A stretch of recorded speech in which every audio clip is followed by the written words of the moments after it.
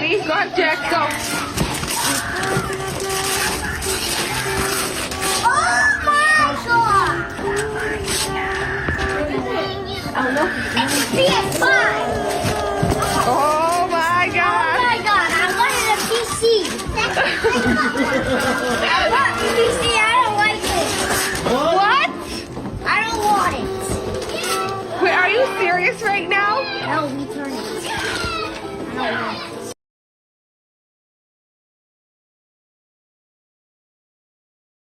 Raising good, respectable children has never been about giving them everything they want. It has always been about giving them what they need: guidance, boundaries, love, and the tools to stand on their own. In a world that often confuses comfort with care, many parents struggle with a difficult question. How do we raise confident children without raising entitled ones? Entitlement grows when children believe the world owes them something simply for existing. Responsibility grows when children learn that effort, kindness, and humility shape the way life responds to them. The difference is subtle but powerful.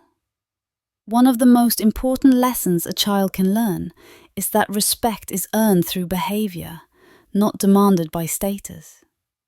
When children are taught to speak kindly, listen fully, and treat others with dignity, especially those who can offer them nothing in return, they begin to understand their place in a shared world. This doesn't mean suppressing their voice or confidence. It means teaching them that their voice matters alongside the voices of others, not above them. Good parenting also involves letting children experience natural consequences.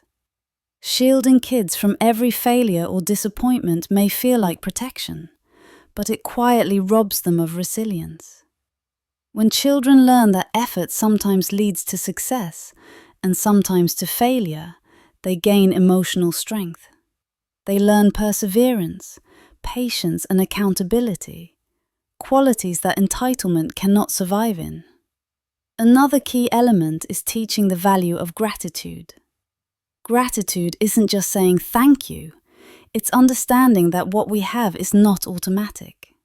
Children who help with chores, contribute to family life, and see the work that goes into daily living grow up with a deeper respect for time, labor, and people. They learn that comfort is built, not handed out. Equally important is modeling behavior. Children absorb far more from what adults do than what they say. A parent who admits mistakes, treats service workers with respect, apologizes when wrong, and values learning over ego teaches humility without ever needing to lecture. Respectable children are often the product of respectable examples. At the same time, raising good children does not mean denying them joy, creativity, or self-expression. Encouragement is not entitlement when it is paired with responsibility. Praise is healthy when it recognizes effort rather than superiority. Confidence is strongest when it is rooted in character, not comparison. Perhaps most importantly, children must learn that the world does not revolve around them, but they matter deeply within it. This balance teaches empathy. It allows kids to grow into adults who can lead without dominating, succeed without exploiting, and care without expecting praise. In the end, raising respectable children isn't about strictness or indulgence. It's about intentionality. It's about preparing kids not just to win, but to belong. Not just to receive, but to contribute. And when children grow up understanding that their worth is tied to who they are, not what they're owed, they carry themselves with quiet strength, respect for others, and a grounded sense of self that entitlement can never offer. That is how good kids become good adults. 2026 years ago, something unusual happened. There were no algorithms, no platforms, no influencers, and yet people followed. They followed not because they were promised power, money, or safety, but because the words spoke to something already alive inside them. The gatherings were small at first, a few here, a few there. Then villages, then roads, then crowds moving together, not as an army, but as a caravan of conscience. This page is not asking you to worship. It is not asking you to fight. I am calling for 500,000 followers, not as a number, but as a signal. A signal that people are hungry again for meaning over noise, wisdom over outrage, compassion over control. A signal that the red words still matter in a world drowning in commentary. This is not about churches or labels. It is about remembering what was said and why it shook empires.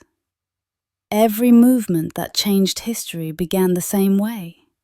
Someone said, "Come and see." Not come and obey, not come and fear, but come and see. If 500,000 people gather here, it won't be because we are loud. It will be because we are aligned. Aligned around kindness that costs something. Aligned around truth that isn't convenient. Aligned around words that refuse to serve violence, greed, or fear. This page is the modern road. The feed is the gathering place. The follow button is the step. No one is forcing you. No one is chasing you. But if you felt it, that quiet sense that something essential has been lost, that faith became a product, that love became conditional, that the message got buried under the institution, then this is your invitation. Not to stand above others, not to claim moral authority, but to walk alongside. If 500,000 of us gather, it will not be to dominate culture. It will be to remind it. Follow if you believe the Christ's words still matter. Follow if you believe love was never meant to be weaponized. Follow if you believe the red letters were meant to be lived, not argued. This is not the end of something. It's the beginning of a walk.